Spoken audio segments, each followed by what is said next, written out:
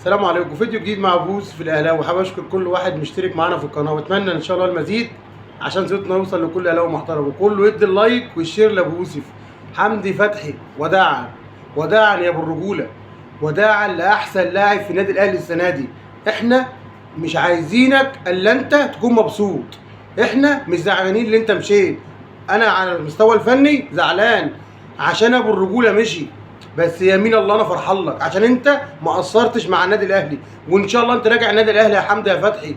حمدي فتحي علاقته بالنادي الاهلي هتنتهي يا جماعه بعد حصول النادي الاهلي وحسمه لدرع الدوري. خلاص حمدي فتحي في الوقرة القطري لمده سنتين او ثلاثه، خلاص لسه الاعلان كله هيحصل ان شاء الله. هي العمليه مساله وقت، الاهلي مش هيعلن الا بعد حصوله على درع الدوري عشان نكرم اللاعب. وبطالب مجلس اداره النادي الاهلي اللي احنا اداره وجمهور نكرم حمدي فتحي، لازم حمدي فتحي يكرم قبل ما يمشي مهما حصل. حمدي فتحي ابننا ولعيب راجل، من يوم ما جه النادي الاهلي يا جماعه ما قصرش باي نقطه عرق، واحنا بنطالب مجلس اداره النادي الاهلي اللي هو يسهل في الصفقه.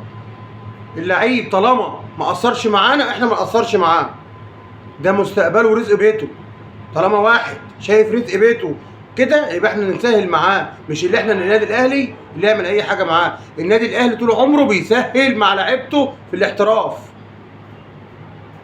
وبشكر بيبو، بشكر اداره النادي الاهلي اللي هم ادوا فرصه للاعب اللي هو يطلع.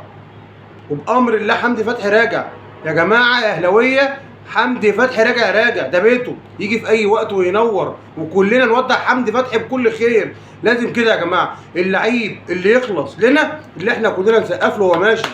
الراجل ده ما قصرش معانا باي حاجه، حمدي فتحي يا جماعه كلنا نسانده مهما حصل، ومهما قالوا هنجيب بداله. احنا بعد احترامي للصفقه اللي جايه احنا عارفينها بس مش هنتكلم عليها، عارفينها والله.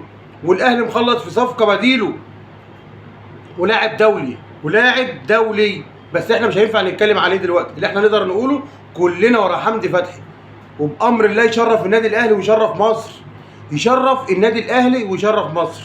احنا بقى عايزين نتكلم على منتخبنا بكره يا جماعه. منتخب مصر في مهمه صعبه ومغنيه، 9 بونت و9 بونت على صداره المجموعه. عايزين نكسب بكره ونخلص. معانا مدير فني لمنتخب مصر والله العظيم مدير الكوره دوت مدير فني محترم، مدير فني محترم وبيعمل يا جماعه سيستم لمنتخب مصر. مش طالب الا حاجه واحده، اللي احنا كلنا نقف جنب المنتخب زي زمان، نقف جنب المنتخب زي زمان. اهلي وزمالك واسماعيلي ومصري والاتحاد وكله كل انديه مصر تقف جنب المنتخب.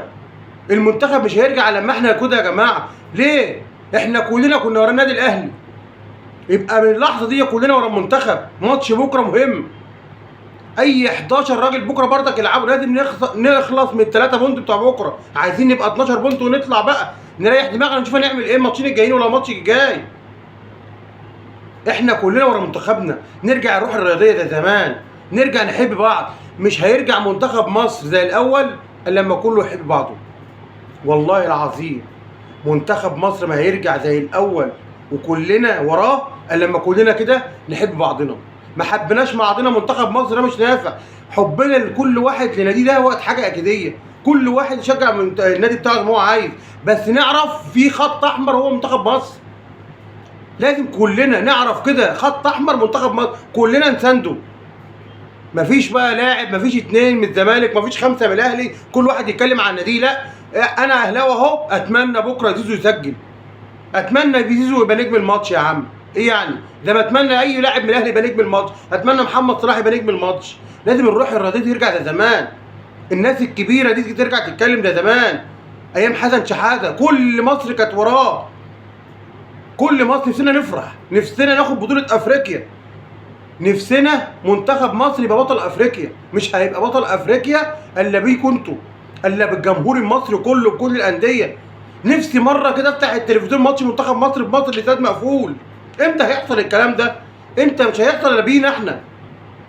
والاعلام لازم يبقى دوره كده، لازم الروح الرياضيه ديت وصفايا القلوب.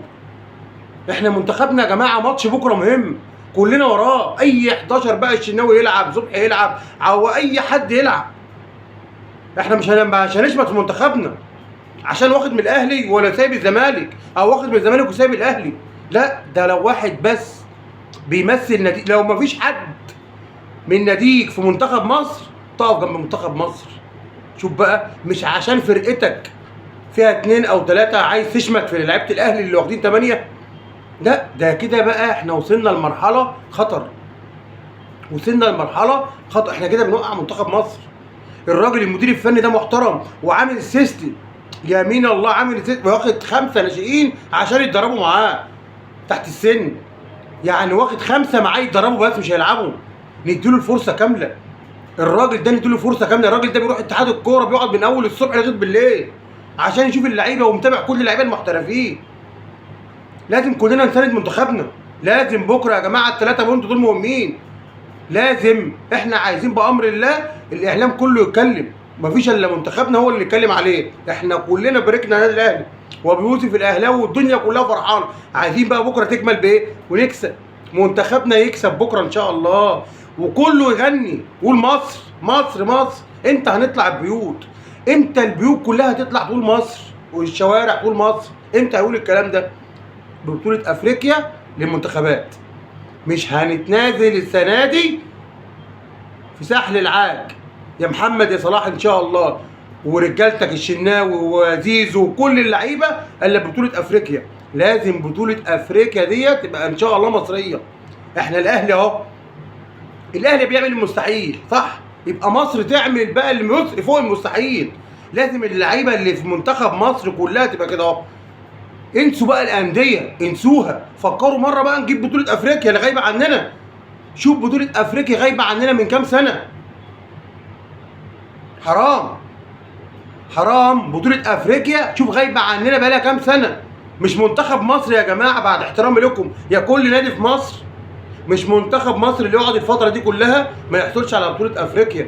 لا، احنا منتخب مصر اكبر من كده، وهو احسن فريق في افريقيا. احنا طول عمرنا كده، احنا طول عمرنا احسن فريق في افريقيا. المفروض كلنا ورا منتخبنا، كلنا، كل ناس الاعلام والانديه والجمهور لازم يبقى لنا دين واحده ونحب بعض. امتى هنحب بعض؟ ده مصر، مصر كلنا نحب مصر.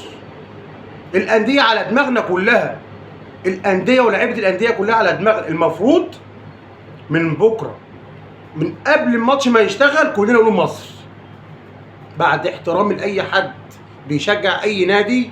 كلنا بكره نقول مصر، ده النهارده كله يقول مصر، عشان مصر ام الدنيا. مصر ام الدنيا. المفروض نرفع علم مصر بامر الله السنه دي في ساحل العاج، ويبقى مصر بطله افريقيا. وكله بقى يصلي على النبي ويدعي مبوس في الاهلاوي من قلبه ويدي اللايك ويعلي اللايف ويعلي عشان صوتنا يوصل بربنا وبيكم. سلام يا احسن ناس.